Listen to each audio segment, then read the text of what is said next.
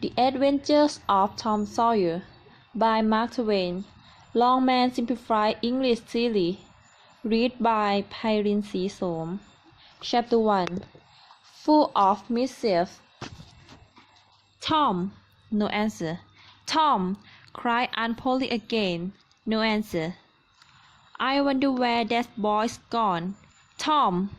The old lady pulled her spectacles down on her nose and looked over them about the room. Then she put them up and looked out under them. She seldom or never looked through them for so small a thing as a boy. She seemed puzzled for a moment and said, "Well, if I catch you, I will—" She did not finish, for by this time she was bending down and pushing the sweeping brush under the bed. She disturbed nothing but the cat. Then she went to the open door and looked out in the garden. Tom was inside. "Tom!" she shouted. There was a sudden noise behind her, and she turned just in time to sight a small boy and prevent him from running away. "What have you been doing in that cupboard?" "Nothing. Nothing. Look at your hands and look at your mouth." "What is that stuff?" "I don't know, Aunt." "Well, I know. It's jam. I have told you 40 times that if you tried that jam, I would skin you. Hand me that stick." The blow was about to fall. "Hi, look behind you, Aunt." The old lady whirled round and snatched her skirts off Danker. The boy fled and disappeared over the high fence of the garden. His aunt stood surprised for a moment, and then gave a gentle laugh. "Hang the boy! Can't I ever learn anything? Hasn't he played that trick before? He is full of mischief, but he is my own dear sister's boy. Poor thing, and I hate whipping him. Every time I hit him my own heart almost breaks, and every time I forgive him my conscience blames me.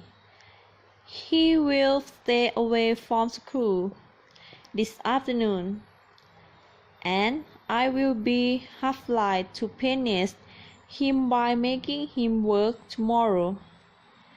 It is cruel to make him work on a Saturday, when all the boys are having a holiday, but he has worked more than anything else, and I must do my duty towards the child, or I will spoil his character." Tom did stay away from school, and he had a very good time. He returned just in time to help Jim, the small servant boy, to saw and split the next day's firewood before supper. Tom is younger brother, or rather supper brother. Sidney had already finished his part of the work, for he was a quiet boy, and had no adventurous, troublesome ways. While Tom was eating his supper and stealing sugar every time he had an opportunity, Aunt Polly was wandering water. Tom had disobeyed her and had been to the river. She had sewn up his shirt at the neck in order to prevent him from taking it off and swimming. Tom, it was quite warm in school. What is this? Did you want to go swimming? No, Auntie. Well, not much. Come here. Show me your collar. Tom opened his coat.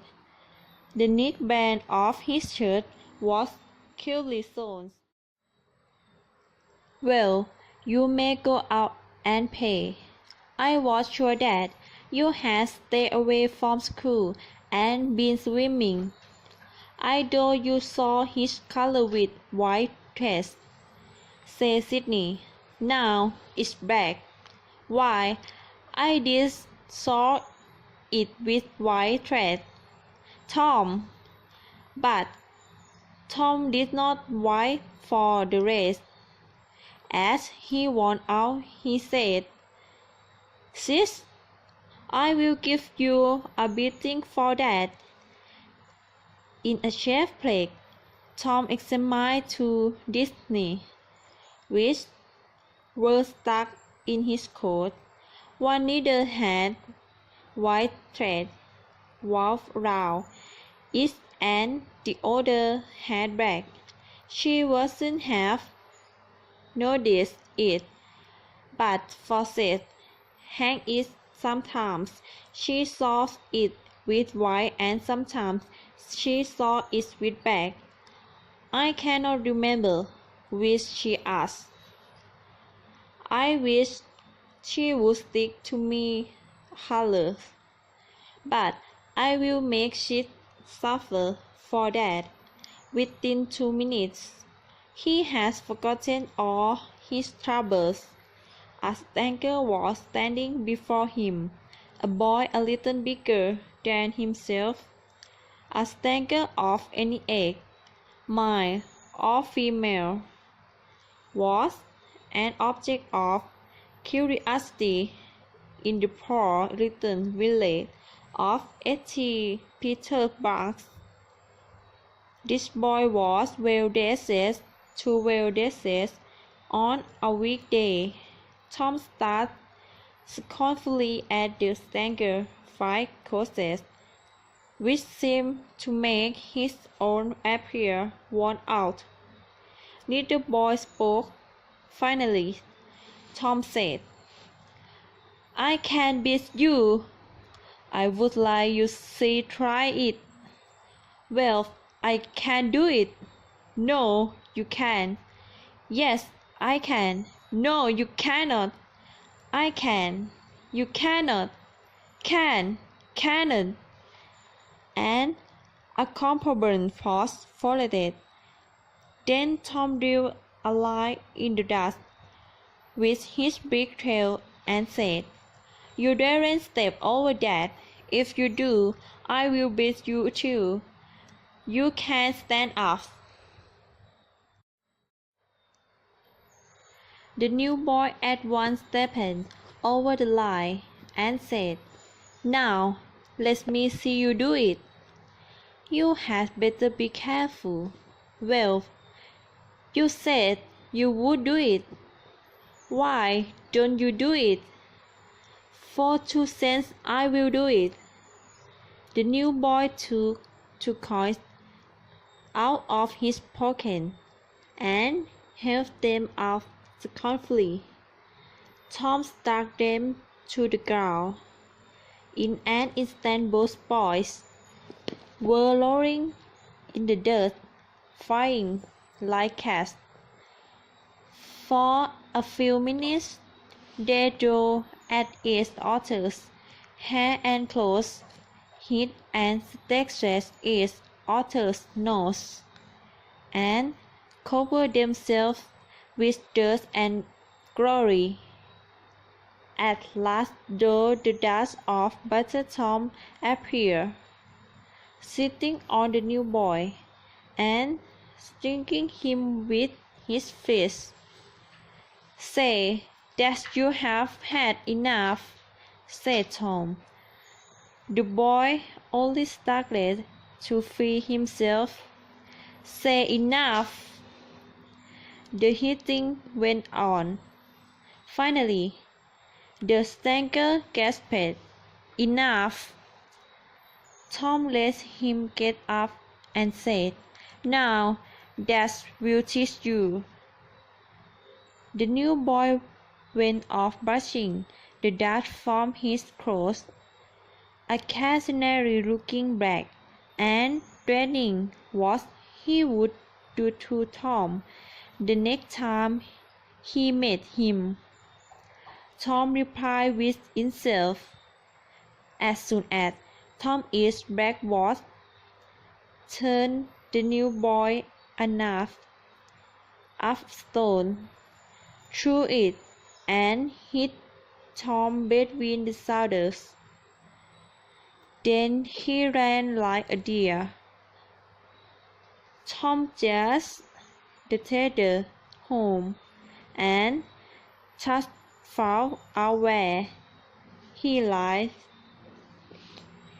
He then held a position at the gate for some time, telling the enemy to come outside, but the enemy only made face at him through the window and refused. At last, the enemy's mother appeared and called Tom an vicious, impolite child and ordered him to go away. Tom got home late that night, and when his aunt saw the state of his clothes, she became more determined than ever to make him work hard during the holiday on Saturday.